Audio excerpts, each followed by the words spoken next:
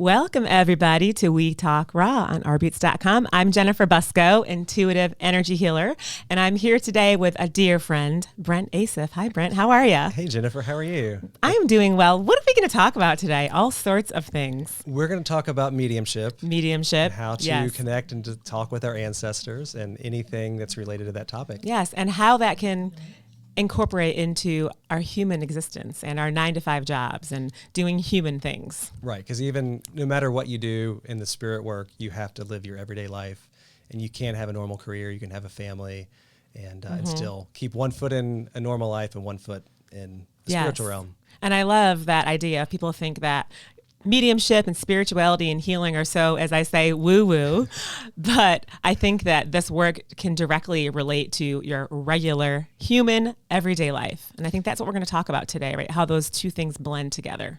Yeah, I think there are a lot of stereotypes about people who do spiritual work, and I certainly held them. And doing this work has had to force me to change how I see myself and how I define myself, and it's in turn changed how I see people who could do this work. I love that. Well, let's start by talking about your day job. Yes. Talk about where you came from before you started to step into these woo-woo roles that we both have. So a little more than 15 years ago, I graduated from law school. And I took the bar, passed the bar, and practiced law for a number of years. And in 2017, I was appointed as an administrative law judge, which is a position I still hold. So I have very much been in a buttoned up, suit and tie, professional job, one that doesn't really interact much with the spirit world. Right. So that's what I have been doing and what I'm still doing currently. So you wear a robe, but not in like a monk or a spiritual kind of way. That's true. It's a polyester, cheap black robe. It doesn't breathe, but it does the part. Okay, so you have a very serious day job, and you also are opening up, stepping into, you have awakened to these gifts of being a medium, of being a healer. So let's talk about how that transitioned. Yeah. I mean, it was about 20 years ago, a dear friend of mine told me in a moment of vulnerability that she can communicate with the dead and that she can also read the thoughts of other humans. And it was it was 15 years later in 2019 that I witnessed her doing that, and a flip switched, and a switch flipped, and suddenly I found myself opened up to other abilities that I could. So you witnessed somebody giving like a mediumship reading? It was a friend, Jessica. We were sitting next to one another, and there was a group of people down the table. We could not hear their conversation. And Jessica turned to me and said, you can buy those at Harbor Freight for $40. And I just looked at her because it was a total non sequitur. It didn't make any sense. And then 2 beats later, someone in that other group yelled, you can buy those at Harbor Freight for $40. Wow. And I just looked at her, and she said, that's what I told you I could do 15 years ago. So that's like psychic energy, sort of, right? I mean, that's, I guess, generally speaking, how we would categorize that. Yes. And I think reading somebody else's thoughts, feeling their energy. Right. I think this is a good chance to differentiate between psychic versus medium. Yes. So or maybe back up and tell us what mediumship is. So mediumship is using like extrasensory perception to mediate communication between deceased humans and people who still live on this earth. So basically you allow spirits of deceased people to communicate to people who are still left on earth. Got it. And then it's a great definition. I like the way you said that. I've had to look it up recently, so it's somewhat fresh in my mind. And you sort of have to go up and they have to come down is what I feel and what I've been told, right? Like you kind of have to go up, vibrate higher, faster, up, and then they kind of have to come down. Because usually people that are on the other side are vibrating much higher. They're much lighter energy than our dense human bodies. It is. Filled with fear. That a lot of us have. There's less fear up there. But fear, yes. Definitely less fear up there. But yeah, part of my technique is to ground here on earth, but also connect to the spirit realm. So I do have like 1 foot in one realm and 1 foot in another. And it is a careful balancing act to stay conscious of who you're working with in front of you here on earth while still receiving messages and communicating with spirits. Such a great point. As a healer, same thing. So before every session, I ground and get in my body to prepare almost to go up, if that makes sense, to receive messages. So there is that crazy balance that you have to have of embodying your body, clearing your energy, but then also being able to go up at the same time. Yeah, absolutely. Yeah. I mean, these bodies are our vessels for any sort of extrasensory information, which could be healing energy. It could be you intuiting about things going on with someone, or with me connecting with deceased spirits. You still at all filters through our bodies. And so we have to make Yes. sure that we're grounded. Yes, and clear, because clear. sometimes things can be filtered through our own egos or our own belief systems, and that's not really coming from a loving place to the recipient. That's exactly right. When I work, I always set the intention to remain clear of any negative triggers or any negativity that I'm bringing into the session. Yes. And it's very important to put the focus on the person you're working with and on the spirits that are coming through. I always say, please allow any energy that's moving or any wisdom that's coming through to be coming from that source energy. That way you're sort of setting that boundary from any darkness or any energies around you that might not have the highest good in mind. That's what I say. Yeah. Yeah, absolutely. I think there's so many similarities between what you do and what I do. Yes. And I know you have some mediumship. It's channeling, right? It I is do, channeling, yes. yeah. I mean, they, on the other side, show up in sessions sometimes, but it's just like, I'm feeling grandma energy. She's wearing this and this is happening and she's sewing something. So it's very just like kind of flow in and flow out. So I don't have that beautiful sort of, like a ritualistic thing that you do where you ground and you open up and doing all that stuff. But they definitely, they sort of knock on the door in sessions sometimes. Yeah, and I'm sure some of them may want to come through and actually do a full-on communication or provide guidance, but I'm sure some of them also kind of clue you into things that are going on with your client. Yes. And so it can be multifaceted what a connection with the spirit can bring to your work or to my work as well. And I think that's a great way to step into the next sort of portion of this conversation, talking about why do you connect to others? And I know a lot of healers and a lot of mediums that, quite honestly, they get annoyed when the client's like, well, what color card did my grandma have? And they're just trying to get the proof that the medium is quote unquote legit. And I think that it's really important to talk about like that true intention of why you are connecting with those on the other side. Yes, and I can speak to this both from someone who's benefited from receiving mediumship readings and energy healing as well. And also I can speak to how I've seen it help people that I've done readings for. I mentioned it was 2019 that I witnessed my friend's psychic gift, and it was in 2021 that I was a client of a woman who went on to become my mentor and teacher. And I was her energy healing client. And then she invited me after that to start taking classes. So I started out as someone who received healing, and in the classes where I learned mediumship and other intuitive techniques, I received many readings, and those have led to incredible discoveries and messages from my own deceased ancestors. And it's been such a joyous experience to have. And now I know firsthand what it can bring to someone else. So when I work with someone, I recall that feeling that it brings me, and I try then to provide that same experience to the people who've come to me to work. I love that. I think for anybody watching, if you're drawn to this conversation, or if you're drawn to, what would a mediumship reading be like, or a healing session be like? A lot of times that person has gifts as well. And, you sort of start as being the recipient, and then you're like, ooh, I want to do that. It's just sort of an energetic pull that I think a lot of people feel.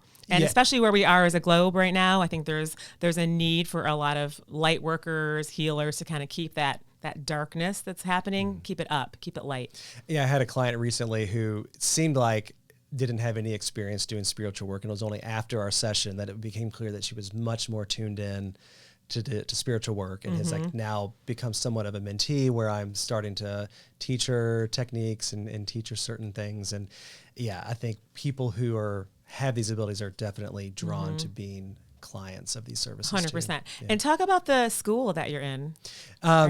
So I've been taking classes. There's this college called Arthur Findlay College. It's in England. There's this spiritualist tradition that began in the 19th century, the 1800s in the United States, where people started showing gifts as mediums, and it created this religious institution. It spread to England, Australia, other English-speaking countries, and non-English-speaking countries as well. And there's this college that was founded in the early 20th century in England. And because of COVID, they opened up Zoom classes.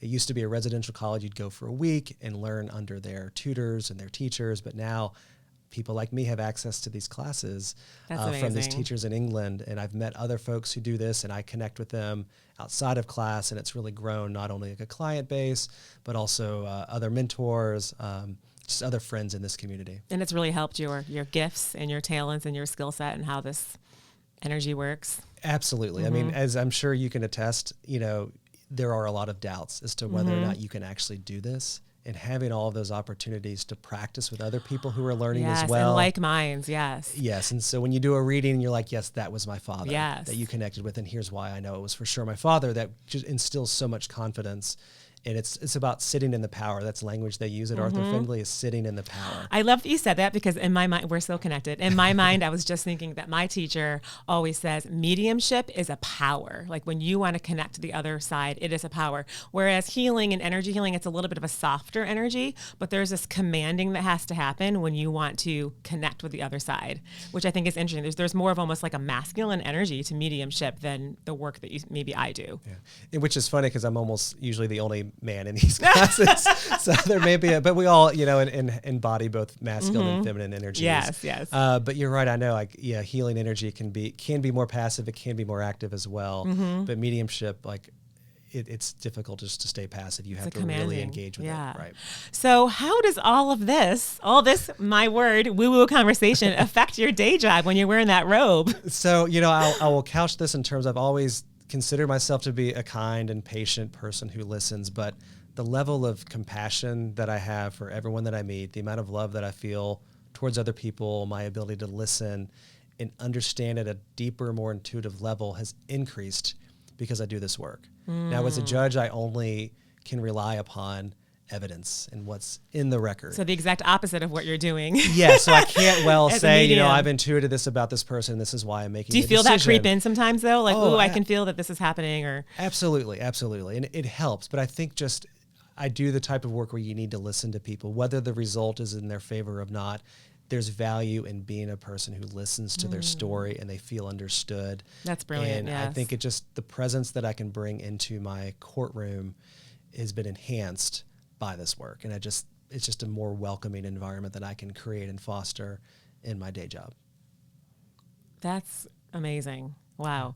And so just going back a little bit to the intention behind the why. So if somebody's booking a session with you, in your words, what is the reason, the purpose, other than proving that there is, the other side? Right. So I think there are two benefits, and there actually have been academic research on this that I've been looking into in the past several weeks about how people do experience spontaneous healing just from knowing that someone they loved who passed is still somehow with them. Still there, I mean, it's instantaneous. And then above and beyond the healing you can receive from knowing someone you loved who passed is still with you, they can provide guidance. They often come through because they have messages, and those messages are pertinent to your life situation. Right, for them to evolve or heal or comfort, right? It's not just proof that the grandma had the red Toyota, whatever it is, which is to important. Prove that, that evidence, and we can talk about that a little later, like what the evidence looks like, right, and how you are truly connecting with the spirit known to your client. Yes. But they have messages. There's a reason they're there, and you can ask questions. Once we both are confident that we are connected to the same spirit, you can ask questions of them, and the answers aren't necessarily straightforward. It's very symbolic. It's a lot of interpretation, but I encourage my clients to follow up with me days, weeks, months, as time goes on and certain meanings are more clear.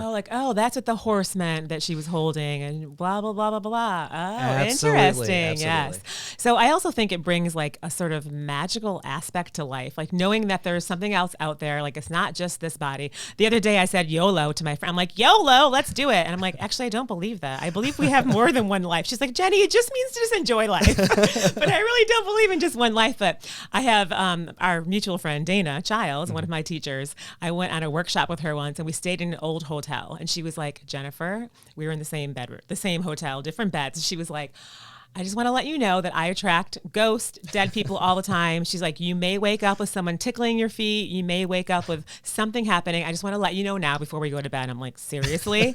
Now you tell me? And at 3 a.m, I woke up, took the comforter in the hotel room. I mean, doing this. Like someone was shaking the comforter. And that gives me the chills just saying it, because at that moment, I was for sure that, and this is years ago, but I was for sure that there is, things on the other side, people on the other side, spirits on the other side. And it was a magical moment in that way, just to be introduced to it. Oh, absolutely. And I did not come into this like I was adjacent to this type of work until 2019 or 2020. I didn't believe in an afterlife.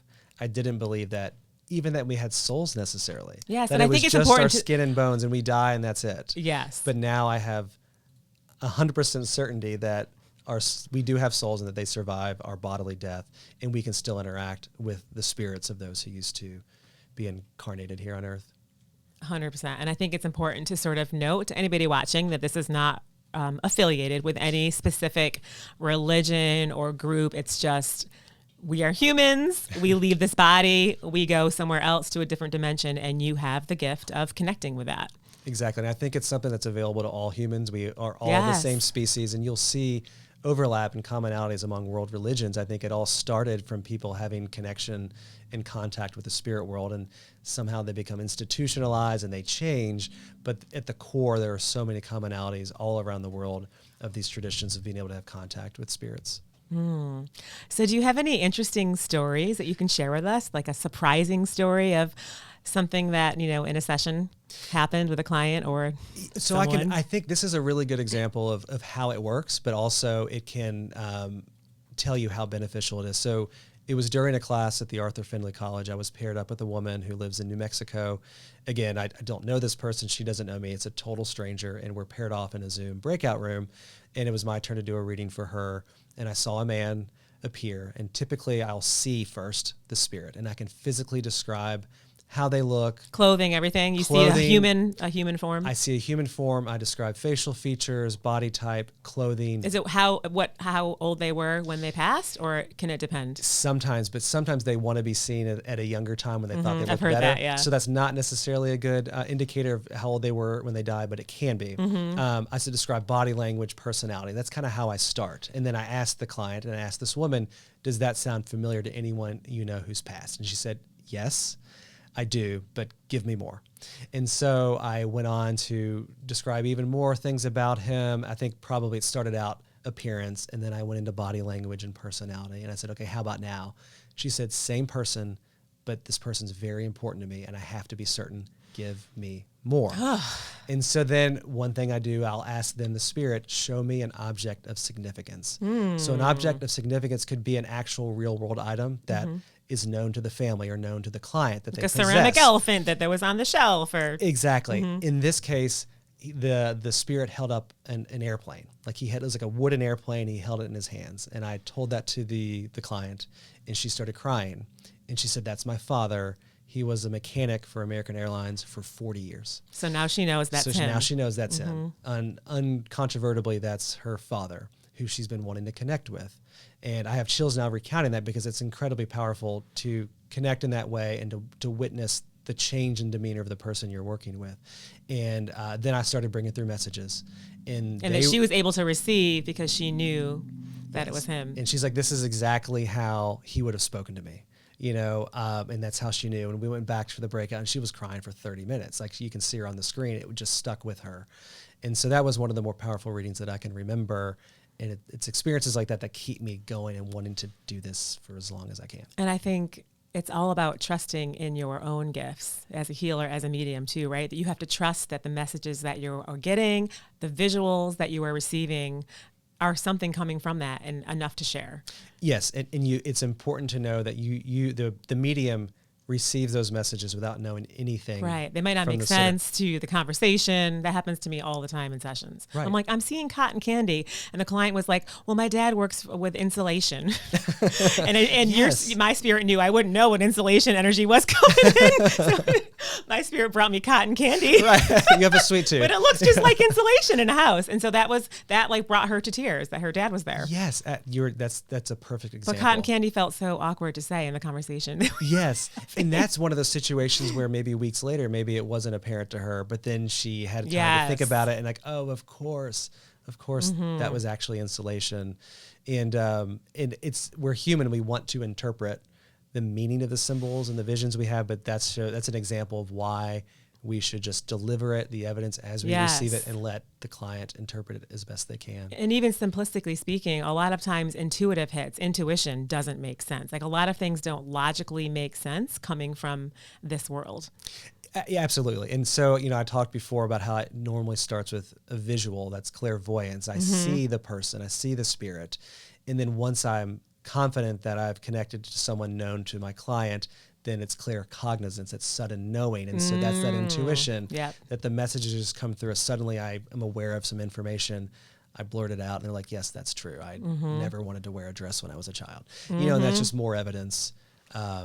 There's so many ways you can hear things, you can see things, you can feel things. There's so many ways, taste, smell, yes. Things that I don't, that's not something that I do currently. It's, but yes, there are so many other ways of interpreting and receiving information that could be good for your client to know. And do you believe that we all have these gifts and these capabilities? I think we do. I do as well. I think we do. I think it comes easier to some than it does to others.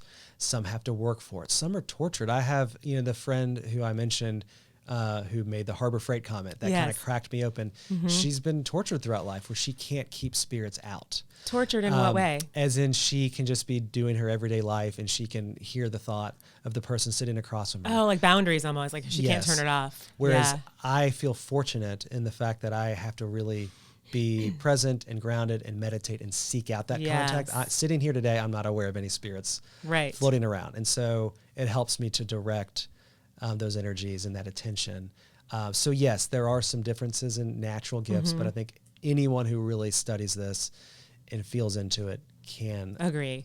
And I think it comes easy to older souls. Like if you're an older soul and you've had many, many, many, many, many lives, you're more open to this work, you're more drawn to it. So thus it's easier for you to step into those gifts and talents and skill sets. Right. And I guess by older soul, you mean like someone who's had a life, they've passed, million lives. Another life. Yes. And many lives, multiple lives. You've been killed, you've been murdered, you've been the murderer, you've been the baby, you've been the husband, you've been the wife. Right. And the more times you've transitioned from incarnated life to spirit life makes it then easier when you are incarnated, I think, to communicate back and forth. I think that's just my agree. And these are just our opinions. If anybody watching believes in one life, that's totally fine too. These are just our opinions. Well, we're going to go ahead and take a break. So stay tuned after this message for questions from the audience. Calling all independent musicians. Ready to elevate your sound? At rBeatz Radio, we're poised to turn up the volume on your ambition. Submit your tracks today, and here's the reason why. With rBeatz, you're not simply uploading, you're broadcasting your unique resonance to a global audience. Put your hesitations aside. We're offering you the golden opportunity to have your music reviewed and aired on our radio station, absolutely free of charge. You've pondered, perhaps even sampled the others. Now it's time to experiment with the finest. At rBeatz, we're dedicated to you. We're not just a platform, we're your spotlight, and your music merits the stage. Share your social handles, and as soon as your music goes live on rBeatz, you'll be the first to know. We're not just spinning tracks, we're cultivating a vibrant community of artists and aficionados who revel in distinctive soundscapes. rBeatz Radio, the stage where your music receives the applause it's worthy of. Submit your music today and transform your sound into a sensation. In essence, rBeatz your music.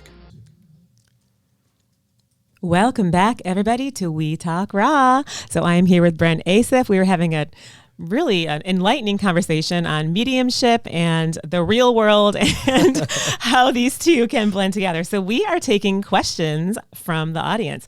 The first question, are you ready for it, Brent? I'm all set. If I want to call on a loved one only because I missed them on a holiday, does that qualify me to see you? Absolutely. There can be any reason you want to connect with someone is a valid reason. And before I agree to work with someone, I ask them, what is your intention? What are you hoping to get out of this? Sometimes they're like, I just want to see who comes through. Others will say there's a specific person I want to connect with. I will always say, please don't tell me anything about them. But so in this instance, if this person wants to work, you can just contact me and say, hey, there's someone I really miss. I would be joyful if they came through.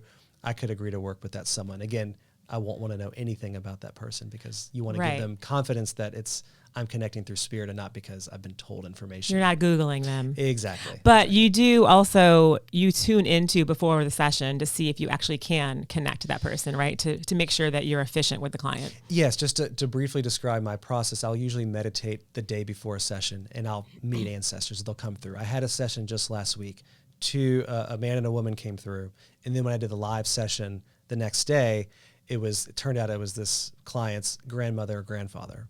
And these were the two she was hoping to connect with. And she was wearing her grandmother's jewelry, and she had her father's veteran's hat from his Korean War service. Wow. And so she didn't tell me who she wanted to connect with, but they just naturally came through the day before. And so that can be how it works. So the client can set that intention. The client can communicate and say, please, grandma, grandfather, whoever it may be, I would love for you to come through. And that can help. So it's almost prepping, like they're calling upon them before you are. Like, hey, someone's going to be reaching out to you. His name's Brent from down on earth. Absolutely. I love it. Okay, the second question from our audience. My family member was tragically killed in a car accident by a drunk driver. I've had no closure. Can I contact you? You can contact me. And already this is more information than I would want to have. And so, because sometimes as a medium, you can intuit cause of death. Age of death, and that again can be confidence that you have connected to the person. And so, but still, you can try. I can try to come through, see who comes through, describe the person that I see, and then you can tell me, yes, this is the person that died in the accident. So that is not too much information for me to know. I could work with you potentially. There's never a guarantee that who you want to come through will come through. Right. And I've been told that sometimes they're just busy. I mean, there's a school up there as well. I mean, souls and spirits are evolving in their own non-human way, in whatever you want to call it, heaven up there. And I've had healers be like, they're just busy right now.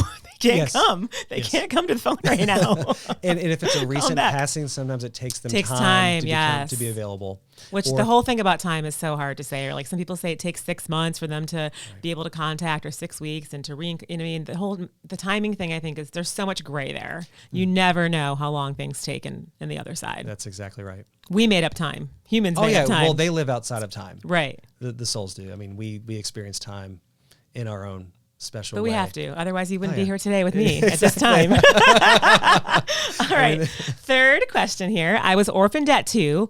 I was told my mother was killed in tragedy while living with me in the streets. I was an orphan. Can you channel my mother even though I don't know who she is? Okay, so someone doesn't know who they're calling upon. It's interesting because I have had clients and people I've worked with in the past who were adopted, for example, and I've connected with someone and they're like, yes, that was my biological mother or biological father. And they didn't know him.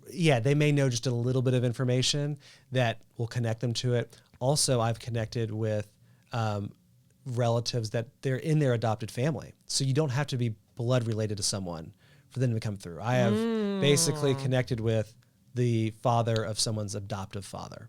And so you don't have to have a blood connection, but it is possible to connect with someone. Now, it might be difficult for this person to be confident that who I'm connected with is indeed their biological mother. Because how would they know if they don't know anything about her? Exactly. So it makes it more difficult, but there still can be value. People, I guarantee you, some spirit or spirits will come through with a message that could be beneficial. So I feel like, even if there's one person you want to connect with and there's not a guarantee you will, there still can be value in working with a medium because you never know what may come through. Yes, and I think the whole sort of concept of DNA is also very human. That's just sort of like, okay, the family unit that you're in, but there are so many other ways to have like these soul connections, adopted, not adoptive, best friends, romantic partners that you're connected to, in some way, shape, or form. If there's an energetic connection, it seems like they'd be, someone that you can reach out to on the other side. Yeah, absolutely. Anyone that we spend time with, like you and me right now, everyone else in this room, and we will have some sort of energetic, fingerprint left on one another that could increase the chances of us, encountering one another at another time or somehow being connected in spirit. So is there anything that you don't do, like solve crimes, finding, somebody, or is there any sort of place that you don't go, any avenue that you don't go down when clients reach out? There are avenues I don't go down just because I've never had the opportunity to. I do have my dad's first cousin has worked with law enforcement before to help solve crimes and apparently has been successful. That's not something I currently feel confident about because I really do just see who comes through organically and I bring in evidence from those folks. So I probably would not agree to do something like that currently, but who knows in the future. And it seems like there's so much sort of at risk too, like there's, around that person that's seeking that answer, closure, who did it, where'd they go, what happened. Exactly. It's heavy. It feels heavy almost. It does. Yeah. Someone's inquired about, can you tell me exactly what happened in the death of this beloved person? And I'm like, I can't. I don't feel there's a lot of confident. fear there. And I think Yeah. when you want to connect to the other side, you want to connect from a loving place. And in my sessions, I'm like, that's what I do. I try to go up and have everything come through that loving source. Yes. And I think if someone's intention is coming from that fear-based, heavy place, but understandably, Oh, I yeah. get it. If you have Absolutely. these questions, but it does seem like there might be a little incongruency there with the intention in Yes. that way. Yes. Yeah. And that's why I always want to have a conversation before I agree to work with someone, so I can be certain that there's some help I can provide for them. Awesome. And so you do remote sessions over Zoom. Do you do in person as well? Or are you all remote? I do some in person, mostly remote. I have found it actually works better I agree. remote, because when you're in the room with someone, There's less they're- judge. There's less. Yeah, you can't make up any stories. Right. I agree. Yeah. Their smell, their body Yeah. language, their appearance, How put their together they environment. are, or what? Yes, There's I mean, so many other information 100%. streams, but when you're on Zoom, you are looking at that person's eyes, and you are there for a specific purpose in the messages. I agree. I just love when sessions get booked and I'm like, oh, where are you coming from? They're like, London, Washington, D.C. I've never seen you in my life. And those are the sessions that are just really easy versus someone that's like sitting across from me that I know. And I feel like that would be more challenging for you doing healing work. It's probably the people would believe less that you're healing them. Like, how can you heal me from across I know, the world? but it's crazy. But it works. it does. Oh, but it absolutely It's all works. about, I mean, energy is all about energy. intention, which is really, I think, the moral of this conversation for anybody watching. Like if you're feeling pulled to this and you have an intention that you're wanting or that you're seeking, that it's possible. Absolutely. It's possible to connect to the other side. It's possible to heal. It's possible to open up to spiritual and healing gifts if you're feeling that pull. Right. And I think one piece of advice I would give, and this just happened to be how it worked for me, is I worked with this healer that I mentioned in 2021. I didn't have anything specific that I wanted, healed. I just wanted to see what happened. And I was being pulled to her for a reason, apparently, because she then became my mentor and teacher and friend. And so if you have any inclination, I think finding a healer, finding a medium, whatever you feel drawn to, just work with one of them. And you never know what that will light within you. And one thing can be a gateway. Maybe you're drawn to acupuncture because that moves energy. And then the acupuncturist, refers you to something else, which by the way, I see angel energy, which is white sparks, and I see them all around your, it's the heaven stuff. But I'm definitely seeing you brought some like angel energy in with you today. Well, I appreciate, I'll take that as a compliment. Yes. Although I have no stake. I did have an aura photograph taken in Sedona, Arizona. Interesting. In January, and there were some white lights that the interpreter said, "Oh yeah, those are the spirits floating up there." Yeah, I definitely that see them can around you contact. today. That's funny. Okay, so your advice would be, would you say your advice would be? About Yes. if you have any inclination to Yes. gifts, I would say find someone to work with. Yes. And, there are classes out there. There's a website. It's called Udemy. Yes. The school, you can take UDEMY. classes and workshop. Mm-hmm. Yeah, so many things. You can learn accounting, you can learn landscaping, you can learn mediumship, you can learn healing. It's a good introduction to kind of get some basic information.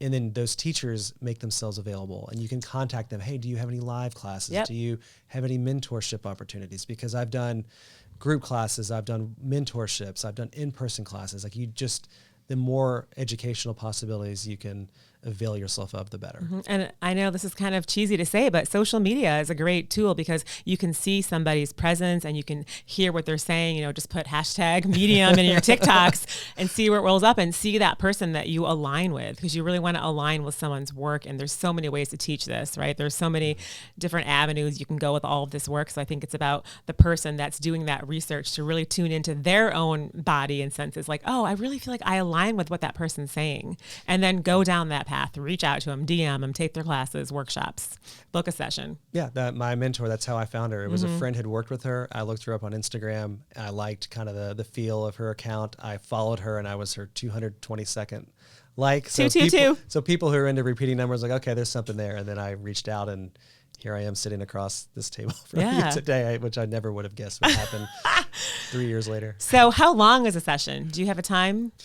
Yeah, limit? so I usually 60 minutes to 75 minutes. That makes sense. Is how long they usually last. Since there's no such thing as time, how can you say how long it's going to take to get to my body does get tired channeling that energy. Do you get tired? Do you? Oh, I do. But Okay. it's a good tired. It really is. It can be draining, but it's so rewarding I agree. to do that. Because as you know, the healer also receives the healing energy too. You're giving healing energy to your clients, but you're also receiving the healing because you're channeling it. And I feel the same about mediumship? I definitely get energized after, but it's like a pleasant exhaustion at the same time. But my vibration gets so high when I do this work. So it's crazy to say it helps me as well. Yeah. You know, I finish a session, I'm like, oh, this is who I really am. Yeah.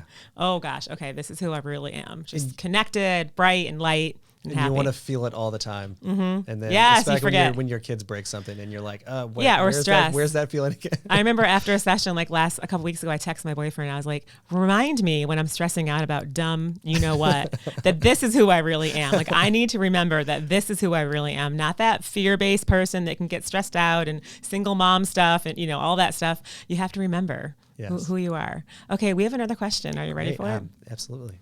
This is not my wheelhouse. Do you believe in numerology and how does it work? So I have never studied numerology. Same. But I will. So I had a reading. I mentioned Sedona, Arizona a moment ago. I first went there and last went there 20 years ago. And I saw this guy. He's now passed on. His name was Ray and his practice was Ray of Sedona. And I was a total skeptic. And I just had no openness whatsoever to his services. But my girlfriend at the time wanted to get a reading as we were passing through town. And his reading, which he audio recorded, I still have the cassette tape of the session. He used numerology is how he kicked it off. He did tarot as well. He did psychic intuiting, but the numerology kicked it off. And so what he said from it resonates with me to this day. And even to that skeptic 20 years ago, I don't know how it works. I don't know the traditions that underlie it. I don't either. But I'm open to so many more things than I ever was open to because of my experiences with mediumship and other spiritual practices. And maybe that person that's asking, maybe that's an avenue that they should go down. So I'm sort of like a universal gypsy. I just go with the flow in life. So I don't study numerology, but if I'm taking a walk or going on a run and I just see a number on a mailbox, I just know that number is for me, if that makes sense. So I'll be going for a run and I'll pass 40 million houses, but that one house I'll pass, I'll just say 334 on the mailbox and I'll just feel drawn to it. And I just Google like spiritual meaning of 334 and they'll be like, your angels are saying you're in the right path. And I'm like, okay, cool. My day just got better. Even with, seeing animals, right? Like you'll be driving, you'll see 3 crows right in your car stops and there's 3 crows.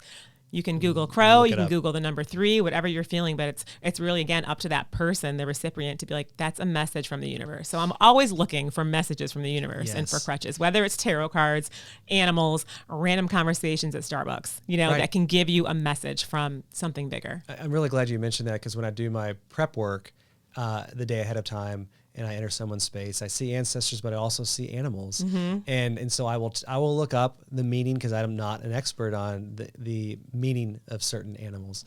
But I will look it up, but I will invite the client, look it up yourself. You never know. And see which one resonates with you, because there's a million different, 333s and with the angel numbers, but you have to be like, no, that's the message for me today. Yes. So I think that, the moral of the story is that there's always sort of something bigger that's trying to guide us, to a quote unquote better life, right? Whether it's you connecting to people on the other side, whether it's me channeling healing energy, or me just being out in the universe and having a random conversation at Harris Teeter, connecting with another human being that just lifts me up. And I think it's really important as a human to remember that we're all connected, but there's also something bigger, and there's so many more unseen awarenesses and guidances and intuitive wisdom that's like always knocking, knocking on our head.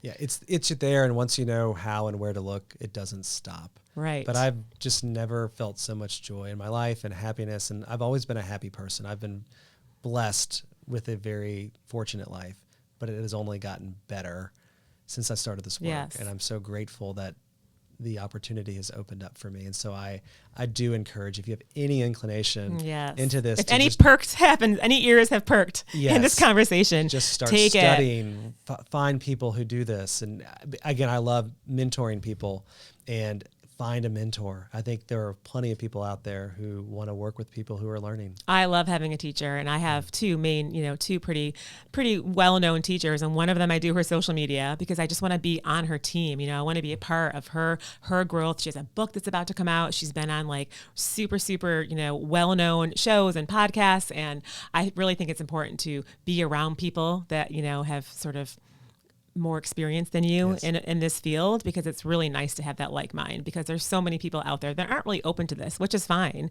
but it's hard to have these conversations in an everyday life. I have friends that I never talk about this stuff with. Yes. But I am like emitting it all the time, if that makes sense. Yes, and you'll whether be it's drinking a champagne, eating pizza, dancing around my apartment, like it's still a part of who I am. Exactly. Yeah. Yeah. You find the more you do this, the more you just randomly meet people who are into the same type of work. So speaking of, how can someone get a hold of you if they're interested in a session, or if anybody watching just has questions, right? Yes. This is something where people just maybe want to ask questions about how you operate, how this works, if there's a way that Yes. you can tap in. Yeah, since this is new, me stepping out and being open beyond just friends and family, I do not yet have dedicated social media for this work. However, you can email me.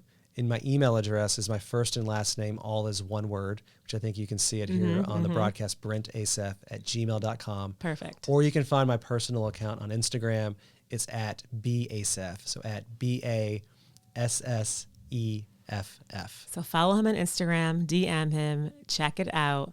Yeah. All right. Anything else you want to close with? Just to thank you. This is one of those opportunities that I'm super grateful for. And I thank you. I really enjoyed the conversation. And if just one person out there, it's shifted something in them and changed them, it's worth it. I agree. And, that's really the point of these conversations. It's if somebody's interested, just opening, letting them open up a little bit more, giving them a little bit of direction or guidance. Just keep going down that path of curiosity in this field. Right. Yep. Exactly. That's how to close. If you're curious, keep going, y'all. All right, everybody. Stay curious. Thanks for watching. Thanks for being here, Brent. And that's a wrap on We Talk Raw.